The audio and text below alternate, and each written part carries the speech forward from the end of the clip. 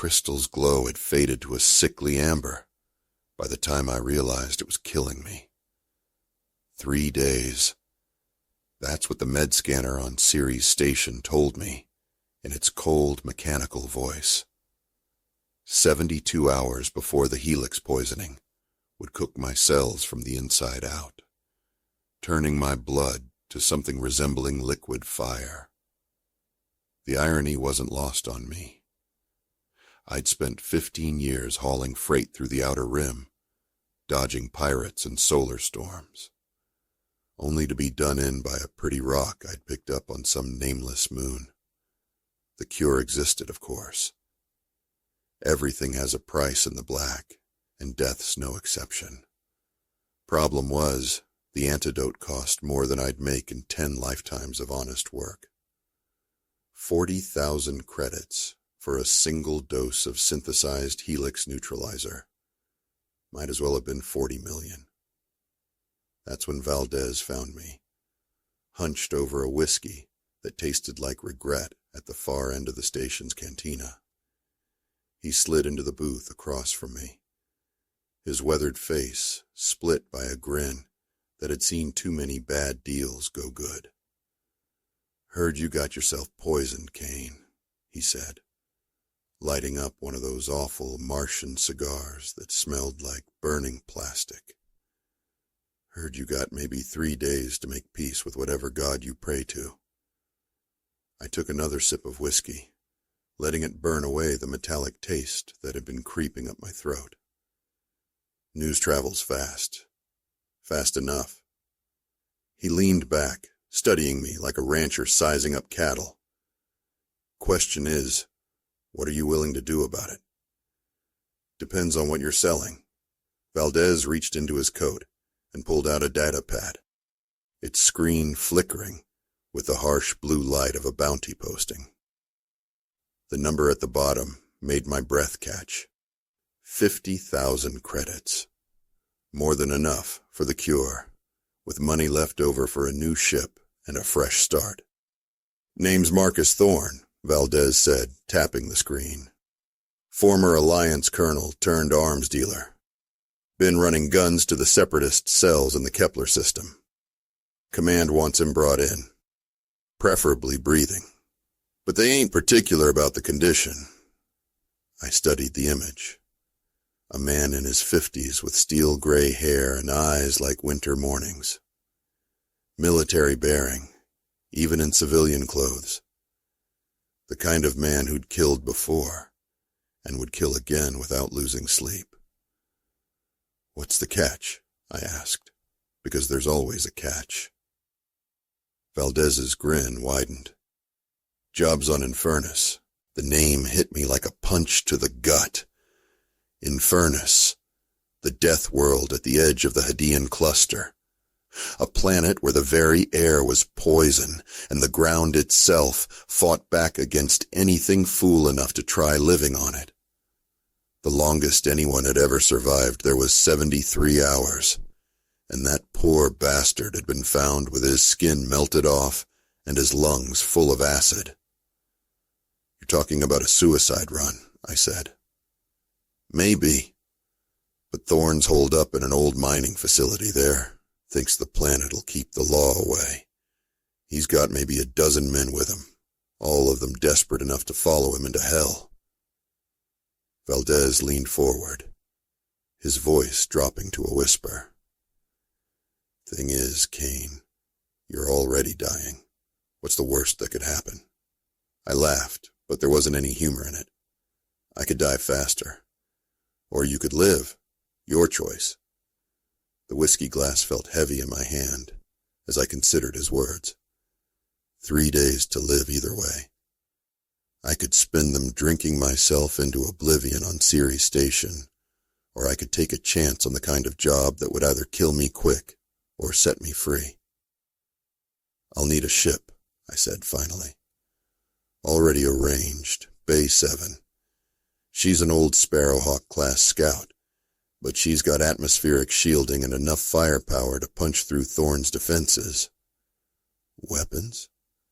"Whatever you can carry. Station armories got everything from pulse rifles to plasma grenades.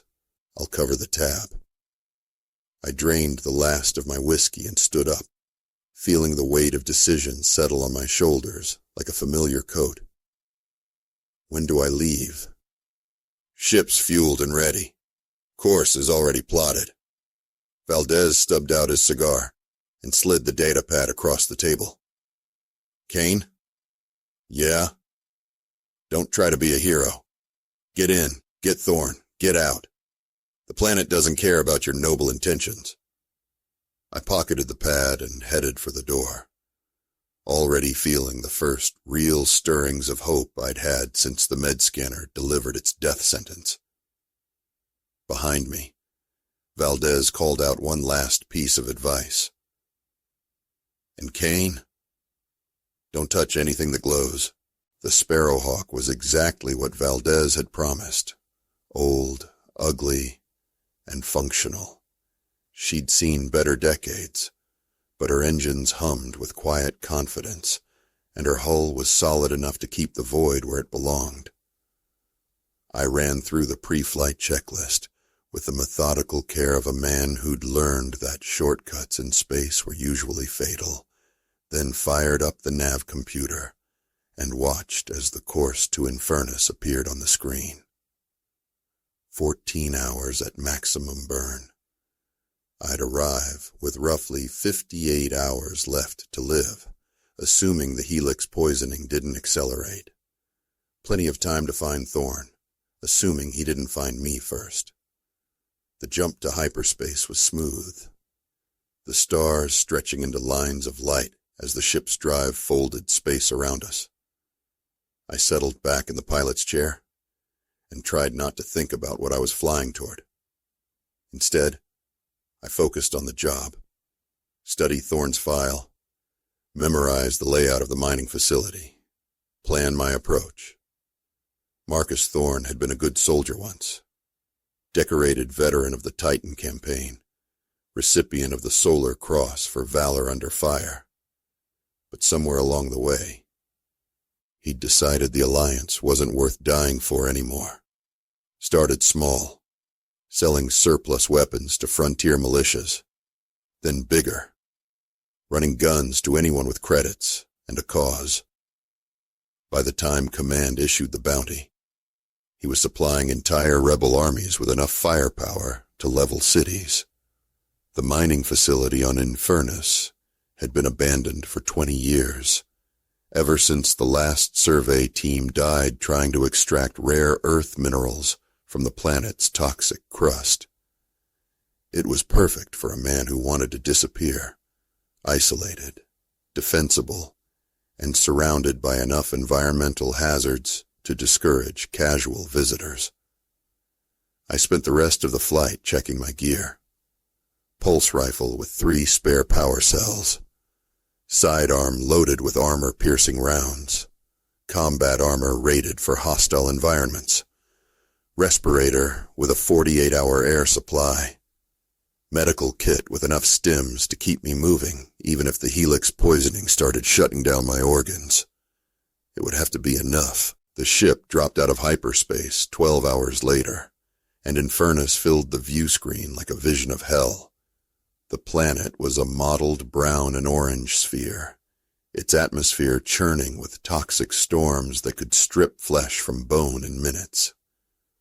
Volcanic activity painted the night side with veins of molten red, and even from orbit, I could see the acid rain falling in sheets across the day side. My instruments screamed warnings as we entered the upper atmosphere. Radiation levels that would cook an unshielded human in hours. Atmospheric composition that would dissolve lung tissue on contact. Surface temperature hot enough to melt lead. The kind of world that made you wonder what cosmic joke had put it in the habitable zone of its star. The mining facility appeared on my scopes as we descended through the storm layer. A cluster of prefab structures huddled around a central tower, connected by enclosed walkways that looked fragile as spiderwebs. Thermal imaging showed heat signatures inside the buildings. Thorne and his men were home. I set the ship down on a rocky plateau half a kilometer from the facility, close enough to make the approach on foot, but far enough away to avoid their sensors. The landing was rough. The planet's gravity was stronger than standard, and the constant wind made the ship buck like an angry horse. But we touched down intact, and that was all that mattered. The moment I stepped out of the airlock, Infernus tried to kill me. The air was thick as soup and tasted like copper pennies mixed with sulfur.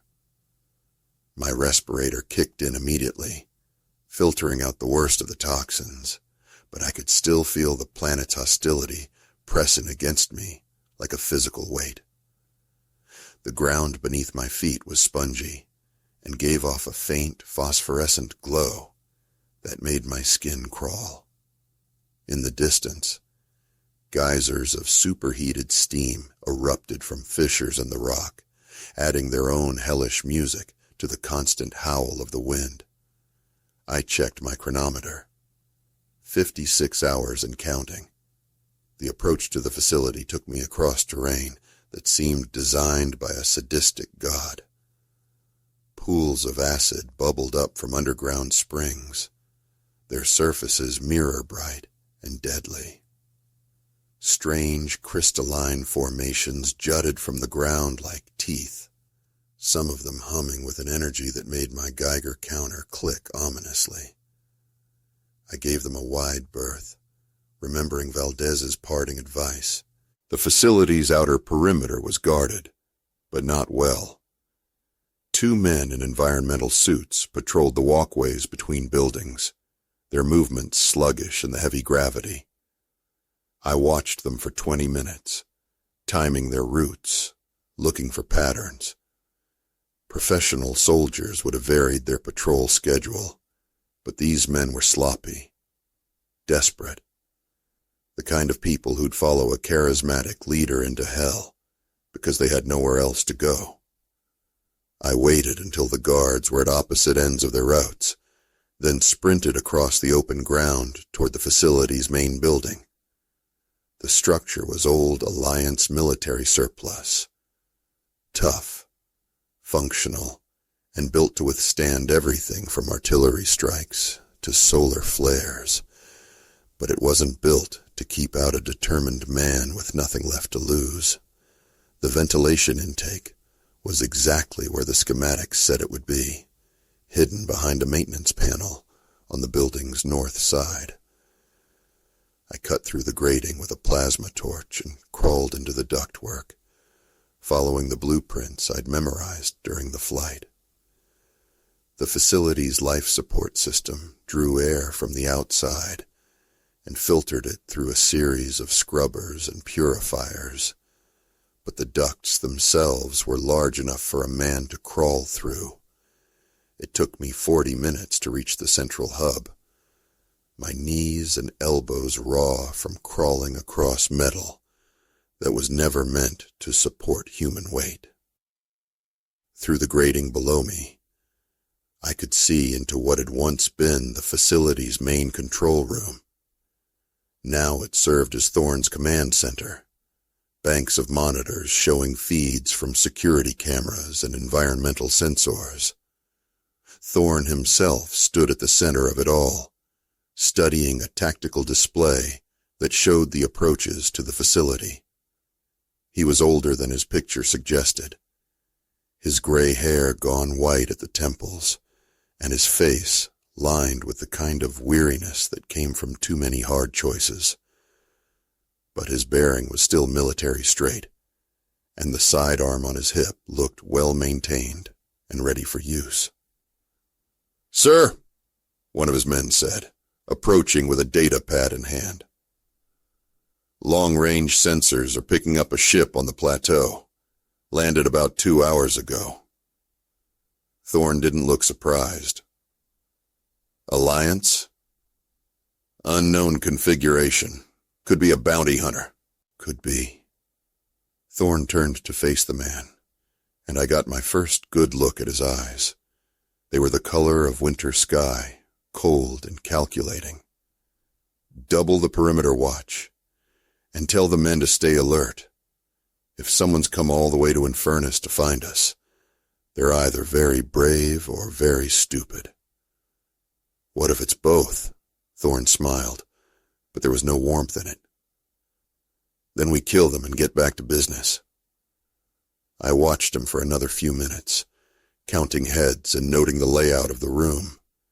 12 men, just like Valdez had said. All of them armed, all of them looking like they'd rather be anywhere else in the galaxy. The kind of desperate loyalty that could crumble fast when things went bad. But Thorn himself was different. He moved like a man who'd made peace with his choices, who'd accepted the consequences of the path he'd chosen. Taking him alive was going to be harder than I'd hoped. I backed away from the grating and continued through the ductwork, following the schematics toward the facility's power plant. If I could cut the main power, the emergency lighting would give me enough cover to move through the corridors without being seen. It wasn't much of a plan, but it was all I had. The power plant was a compact fusion reactor, the kind of reliable, low-maintenance unit that had powered Alliance outposts for 50 years. I found the main control panel and studied the readouts, looking for the best way to shut it down without causing a meltdown that would kill everyone in the facility. The irony of trying to keep my target alive while the planet tried to kill us both wasn't lost on me. I found what I was looking for in the cooling system controls. A simple matter of redirecting coolant flow would cause the reactor to automatically shut down as a safety precaution. The backup power would keep life support running, but the main lights and security systems would go dark. My finger was on the control when the lights went out on their own. Emergency lighting kicked in a second later, bathing everything in hellish red. Somewhere in the facility, an alarm began to wail.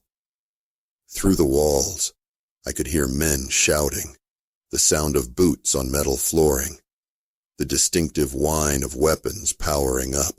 I checked my chronometer and felt my blood turn to ice. 54 hours. I'd been in the facility for 2 hours, but it felt like minutes. The Helix poisoning was affecting my perception of time, making everything seem to move faster than it should. Or maybe Infernus was just that eager to kill me.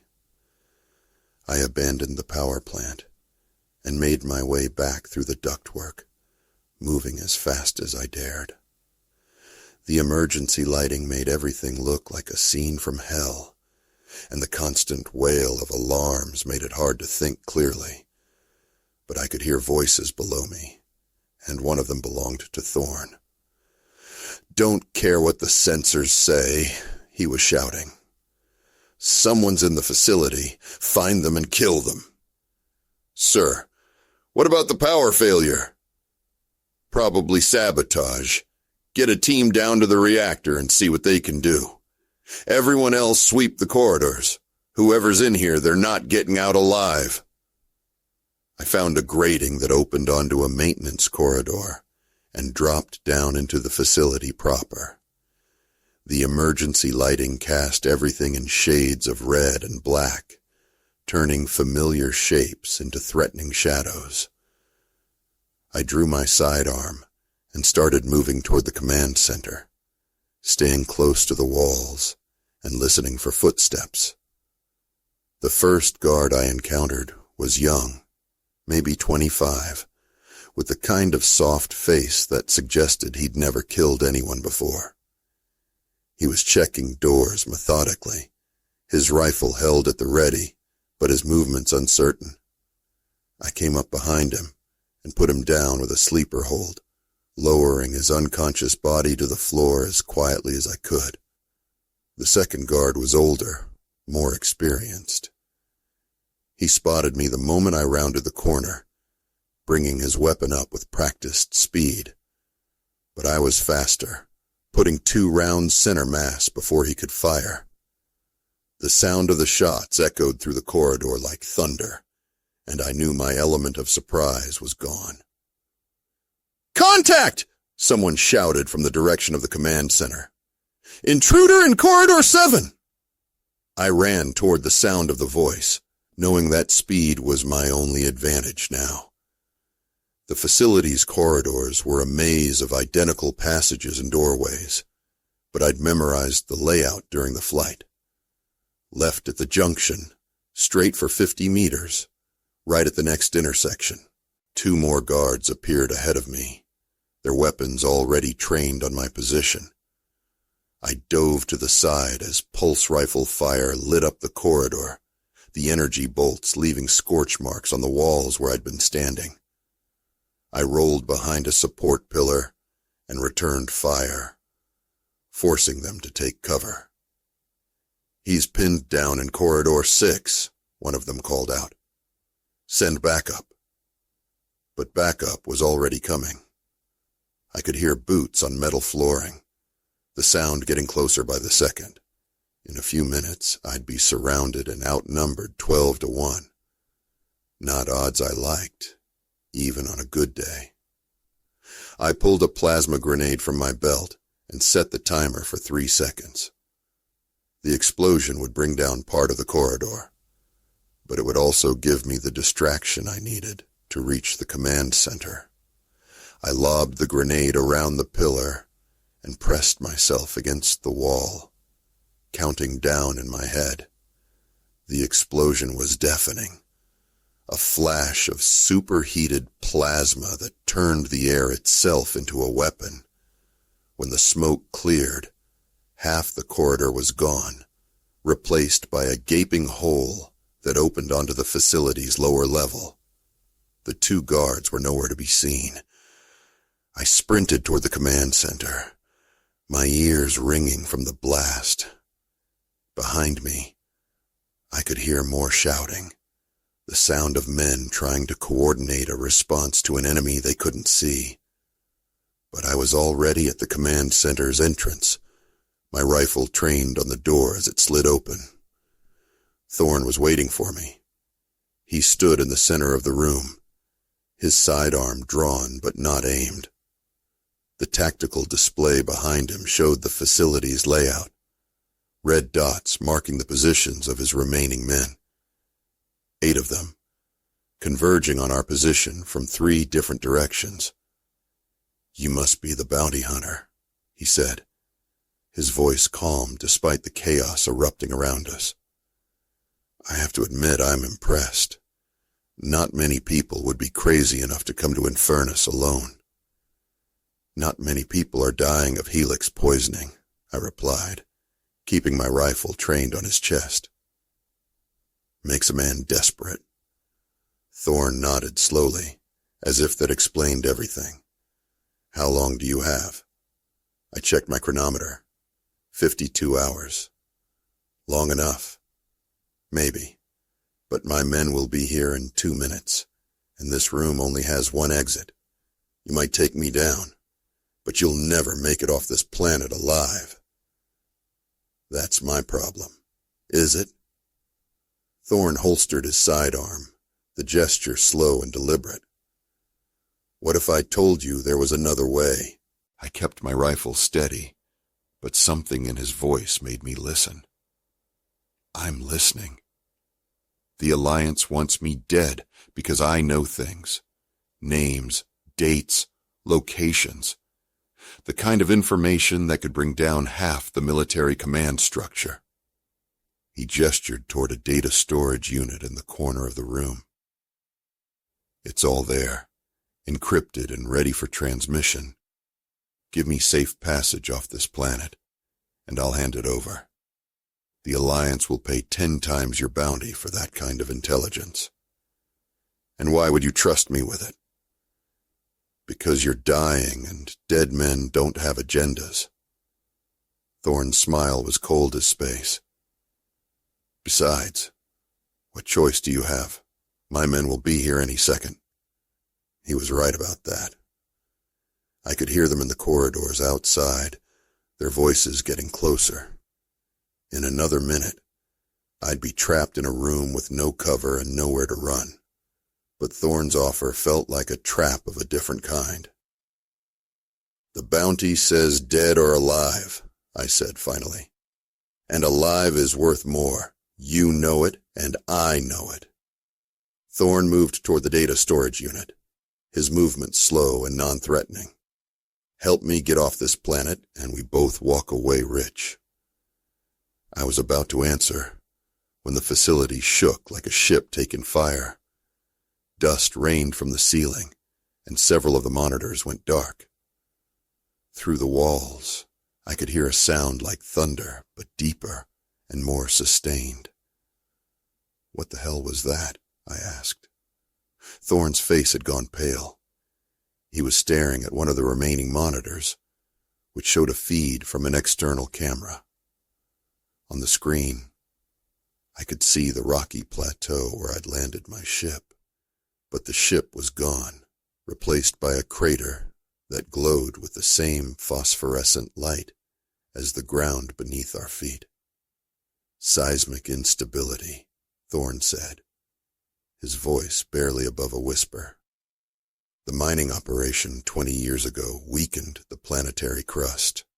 Sometimes the pressure builds up and..." Another tremor shook the facility, stronger than the first. This time, the lights flickered and stayed dim. In the distance, I could hear the hiss of escaping atmosphere as the facility's whole integrity began to fail. "How long do we have?" I asked. Thorne checked his instruments, his fingers flying over the controls. "Maybe 6 hours before this whole section of the planet collapses into the magma chamber below." 6 hours. Less than the time I had left to live, but not by much. I looked at the data storage unit, then at Thorne, then at the tactical display showing his men closing in on our position. Sometimes the universe has a sense of humor, and sometimes it just wants to watch you burn. "Looks like we're partners," I said, lowering my rifle. Thorne nodded grimly and moved to a communications panel. "All units, this is Thorne. We have a seismic emergency. Prep the transport for immediate evacuation, and stand down from the intruder. He's with me now." The voices in the corridor stopped, replaced by the sound of men running in the opposite direction. Through the facility's intercom system, I could hear orders being shouted, equipment being secured, the controlled chaos of a military evacuation. "Where's your transport?" I asked. "Landing pad on the facility's roof. It's a short-range shuttle, but it'll get us to orbit." Thorne grabbed the data storage unit and slung it over his shoulder. "From there, we can call for pickup." "What about your men?" "They'll have to take their chances. The shuttle only has room for 8, and there are 9 of them." Thorne's expression was stone cold. "That's the price of following me to hell." We made our way through corridors that were already showing signs of structural damage. Cracks spider-webbed across the walls, and in some places the floor had buckled upward as the planet's crust shifted beneath us. The facility's automated systems were doing their best to maintain hull integrity, but it was a losing battle. The roof access was a maintenance ladder that led up through a vertical shaft. Thorne climbed first, his movements quick and efficient despite his age. I followed, the data storage unit bouncing against my back with each rung. Above us, I could see a circle of Infernus's hellish sky, painted orange and red by the constant volcanic activity. The shuttle was exactly what I'd expected, a boxy, utilitarian craft designed for short hops between surface and orbit. It was already powered up, its engines glowing blue-white against the planet's perpetual twilight. 6 of Thorn's men were already aboard, their faces grim as they watched their leader approach with a stranger in tow. "Sir?" one of them asked, his hand resting on his sidearm. "Change of plans," Thorn said, climbing into the pilot's seat. "We're taking our friend here with us. Anyone who doesn't like it can stay behind and discuss it with the planet." Nobody argued. The shuttle lifted off just as another seismic tremor shook the facility below us.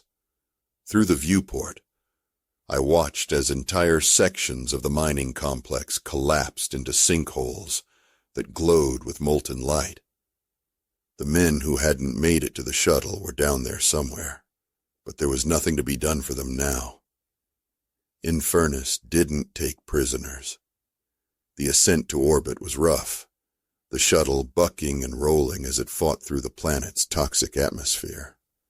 But Thorn was a skilled pilot, and 20 minutes later, we broke through the upper atmosphere into the blessed calm of space.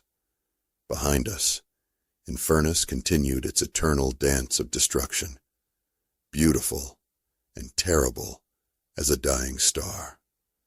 "Now what?" I asked. Thorn was already working the communications array, sending out a coded transmission on an encrypted frequency. "Now we wait for pickup. I have friends in the Outer Rim, people who value information more than Alliance bounties." I checked my chronometer. 44 hours. The Helix poisoning was accelerating, probably triggered by the stress of the last few hours. I could feel it in my bones now, a deep ache that promised worse to come. "How long?" I asked. 2 hours, maybe 3. They'll want to verify the data before they commit to a rescue. 2 hours I could manage. 3 would be pushing it, but what choice did I have? My ship was gone, reduced to atoms in a planetary convulsion. This shuttle didn't have the range to reach the nearest inhabited system. I was committed now, for better or worse. Thorn's men settled in for the wait, their weapons within easy reach, but not openly threatening. They were professionals, following their leader's orders, even when those orders didn't make sense. But I could see the questions in their eyes, the doubt that came from watching their employer make a deal with the man who'd been sent to kill him. The pickup ship arrived 2 hours and 47 minutes later, a sleek courier vessel with no identifying markings and engines that hummed with expensive efficiency. Its captain was a woman named Santos, middle-aged and sharp-eyed, with the kind of face that suggested she'd seen everything the galaxy had to offer and hadn't been impressed. "Thorn," she said as we docked with her ship. "You look like hell.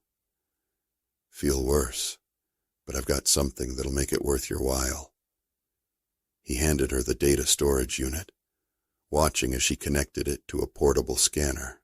Santos studied the readout for several minutes, her expression growing more interested with each passing second. "This is good," she said finally. "Very good. My employers will be pleased. Good enough for safe passage to Kepler Station. Good enough for safe passage anywhere you want to go." Santos looked at me for the first time, taking in my combat armor and the weapons I carried. "What about your friend?" "He comes with us. We have a business arrangement." Santos shrugged. "Your arrangement, your problem, but I want those weapons secured before you come aboard my ship." I handed over my rifle and sidearm without argument. At this point, fighting would only get me killed faster than the Helix poisoning. Santos led us aboard her ship, a vessel that was all clean lines and efficient design. No wasted space, no unnecessary decoration. The kind of ship that could disappear into the void and never be found. Medical bays on deck too if you need it. she said to me as we settled into the passenger compartment. "You look like you could use some attention." I did need attention, but not the kind her ship's automated medical system could provide. The Helix neutralizer was only available on major stations, and even then only to those who could afford it. But I nodded my thanks and tried to look like a man who wasn't dying by degrees. The jump to hyperspace was smooth, the stars stretching into lines of light as Santos's ship folded space around us. According to the nav display, we were bound for Kepler Station, a free port in neutral space where questions weren't asked and credits were the only law that mattered. "So," Thorne said, settling into the seat across from me, "what's your plan when we reach Kepler?" "Collect my bounty and buy a cure," I replied. "Assuming you don't try to kill me first." Thorne laughed, but there wasn't much humor in it. "Why would I kill the man who saved my life? Besides, dead or alive, that bounty's yours either way. I'm worth more to my new employers than I ever was to the Alliance." He was probably right about that. The data he'd stolen would be worth millions to the right buyer, enough to set him up for life on some rim world where the Alliance's reach didn't extend. But something in his voice suggested the story wasn't over yet. I was right to be suspicious. We dropped out of hyperspace 6 hours later. Kepler Station growing from a point of light to a sprawling complex of docking bays and habitat modules. It was exactly the kind of place where a man could disappear if he had enough credits and the right connections. The kind of place where bounty hunters came to collect their fees and ask no questions about how their targets had been acquired. Santos docked with the station's commercial section, her ship sliding into a berth between a Martian freighter and a sleek yacht that probably cost more than most people made in a lifetime. Through the viewport, I could see the controlled chaos of a busy spaceport. Cargo handlers, passengers, traders hawking everything from rare minerals to illegal weapons. "End of the line," Santos announced. "Thorne, your new friends are waiting in docking bay 7. They'll take good care of you." Thorne stood and shook her hand, the gesture formal and final. Then he turned to me, his expression unreadable. "It's been interesting, Caine. I hope you find what you're looking for." "Count on it," I replied. But as Thorne headed for the airlock, one of his men lingered behind. He was young, maybe 30, with the kind of nervous energy that suggested he had something to say, but wasn't sure how to say it. "You should know," he said quietly. "The Colonel's not planning to let you collect that bounty." I felt my blood turn cold. "What do you mean?" "His new employers don't want any loose ends. Soon as you step off this ship, you're a dead man." The young soldier glanced toward the airlock, then back at me. "Thought you should know. You seem like a decent sort for a bounty hunter." He was gone before I could respond, leaving me alone in the passenger compartment with 41 hours to live and a target on my back. Through the viewport, I could see Thorne and his men disappearing into the crowd, probably heading for their rendezvous with whoever had bought his stolen data. I had two choices: walk off the ship and into an ambush, or find another way to collect my bounty. Neither option was particularly appealing, but I'd come too far to give up now. I made my way to the ship's communications array and sent a coded message to Valdez on Ceres Station. The response came back within minutes, encrypted and brief. "Bounty confirmed. Payment on delivery. Dead or alive. Dead or alive." The words gave me an idea. I found Santos in the ship's galley, sharing a drink with her crew and counting the credits Thorne's data had earned her. She looked up as I entered, her expression wary. "Problem?" she asked. "Maybe. Thorne's planning to have me killed before I can collect the bounty. I need a favor." Santos leaned back in her chair, studying me with the calculating gaze of someone who'd survived in the gray areas of space commerce for longer than most. "What kind of favor?" "The kind that pays 50,000 credits. That got her attention. She dismissed her crew with a gesture and poured herself another drink, her movements deliberate and unhurried. "I'm listening." "Thorne thinks he's safe now, protected by his new employers, but the Alliance bounty is still active, and dead or alive means dead or alive." I pulled out the data pad Valdez had given me, showing her Thorne's picture and the bounty details. "Help me take him down, and we split the fee."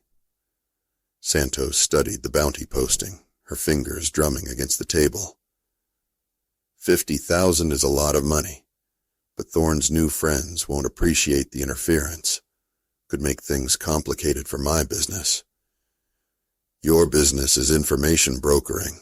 What's more valuable, one satisfied client or a reputation for handling any job, no matter how difficult?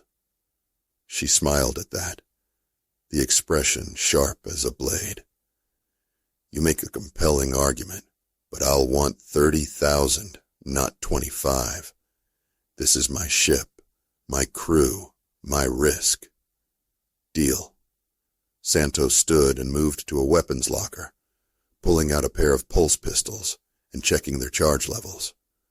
"Thorne and his people are meeting their contacts in Docking Bay 7. Private section. Heavy security. We'll need to move fast and hit hard." "What about your crew?" "They're professionals. They'll follow orders as long as the money's good." Santos holstered one of the pistols and handed me the other. "But this is a one-time deal, bounty hunter. After this, we're even." "Understood." We made our way through the station's corridors, two predators stalking through a maze of metal and plastic. Kepler Station was neutral territory, but neutrality only extended so far. Violence was common enough that most people had learned to look the other way when armed strangers walked past with purpose in their stride. Docking Bay 7 was in the station's high-security section, where the wealthy and paranoid kept their ships behind force fields and armed guards. But wealth and paranoia couldn't stop a determined enemy, especially one with inside knowledge and nothing left to lose. Santos led me through a maintenance tunnel that connected to the bay's service area.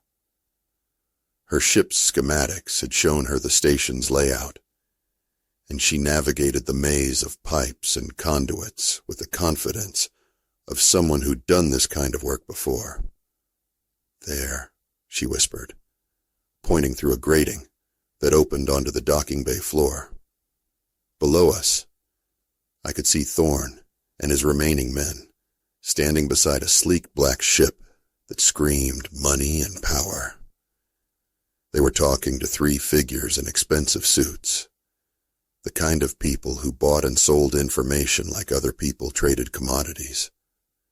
The negotiation looked friendly enough, but I could see weapons on both sides, ready for use if the deal went bad. 6 targets, Santos murmured. Thorne, his 5 men, and the 3 buyers. My crew can handle the buyers and most of Thorne's people. That leaves the colonel for you. I nodded and checked my chronometer. 39 hours.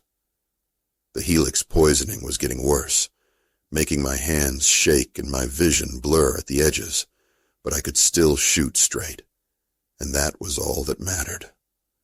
Santos signaled her crew over the comm, and 30 seconds later, the lights in the docking bay went out, Emergency lighting kicked in immediately, but the sudden darkness was enough to give us the advantage we needed. Santos and her people dropped through ceiling hatches, their weapons already firing as they hit the deck.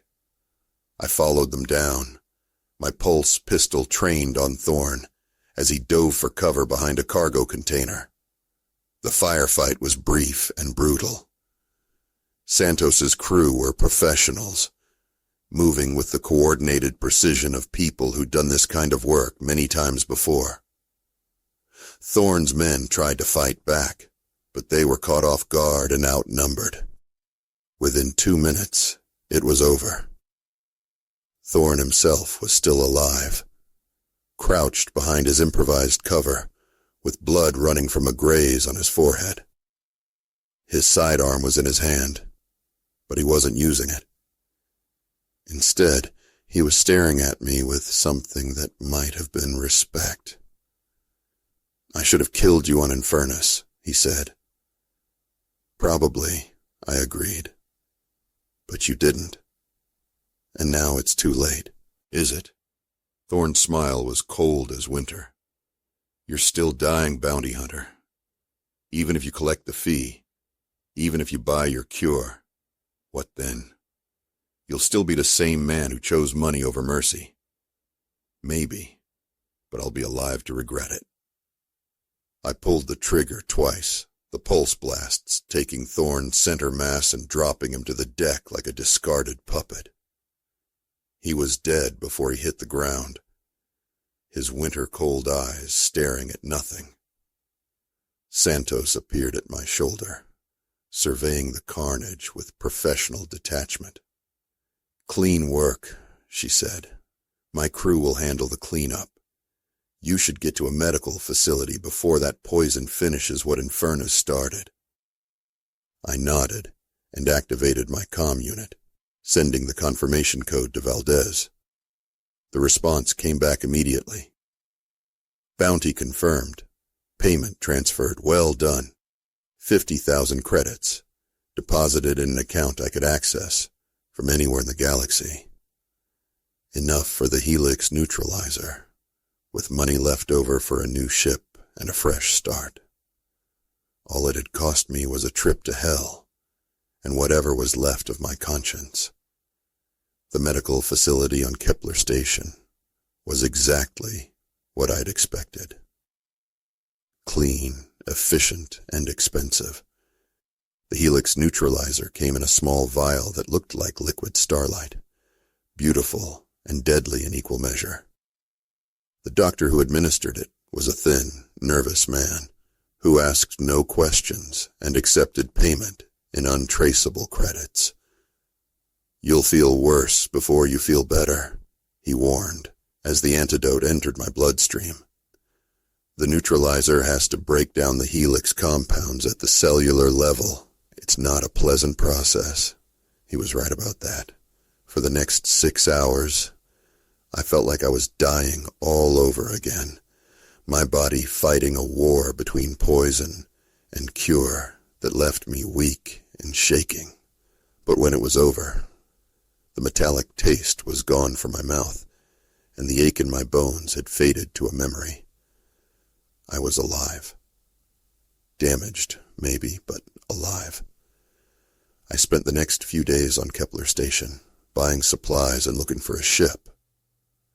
The credits from Thorn's bounty bought me a decent scout vessel, not as fast as the Sparrowhawk I'd lost on Infernus, but reliable and well-armed. The kind of ship that could take a man anywhere he wanted to go in the galaxy. The question was, where did I want to go? I could return to freight hauling, carrying cargo between the outer rim worlds and trying to forget what I'd done to stay alive.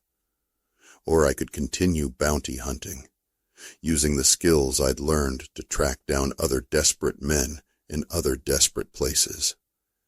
Both paths led to the same destination, a lonely death in the black, unmourned and unmissed. But there was a third option.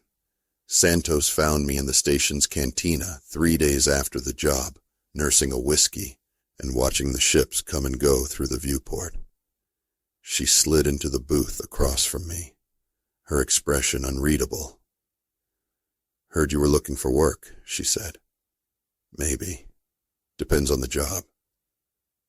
Information retrieval. High risk, high reward. The kind of work that requires someone with your particular skills."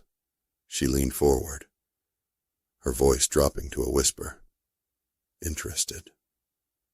I looked at her for a long moment, weighing the offer against the alternatives. Outside the viewport, ships continued their eternal dance between the stars, carrying cargo and passengers and dreams to every corner of the galaxy. Somewhere out there was a life worth living, if I had the courage to reach for it. "When do we start?" I asked. Santos smiled, and for the first time since I'd met her, there was warmth in the expression. "How about now?" I finished my whiskey and stood up, feeling the weight of decision settle on my shoulders like a familiar coat. Behind me, Kepler Station continued its business of buying and selling and surviving in the spaces between the law. Ahead of me lay the unknown, dangerous and full of possibility. I'd come to Infernus to die, and found a reason to live instead.